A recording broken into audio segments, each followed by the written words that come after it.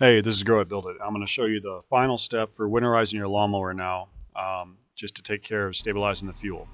I just finished changing the oil, which if you want to know how to do that, there'll be a card at the top right you can click to watch. But this is a product called Stable. It's available at most big box stores, auto parts stores, and it's just an additive you put in your fuel to keep the gas from going bad on you, to help make sure that your small engine will start up. Now you can see these little graduations on the small nozzle there.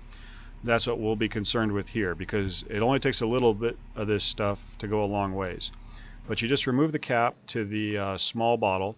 You see how big your gas tank is from the owner's manual or something, and then you do the conversion and squirt the appropriate amount of it in there by just tilting the bottle towards it and squeezing. After that, you're just going to walk up to your lawnmower, dump it directly into your fuel tank, and put the cap back on. Now we're still not done.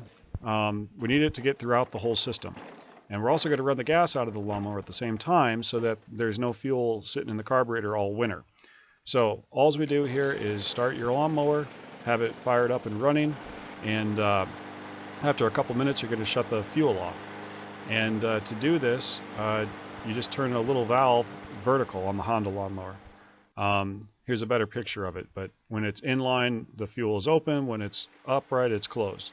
And it took my lawnmower about 2-3 minutes to actually run out of gas. But this will help ensure that our engine will fire right up come springtime. It's a real simple step that can save you a whole lot of grief. And you can do this with pretty much any engine that's going to sit for a long time. So in spring, you'd want to do it to your snowblower, for example.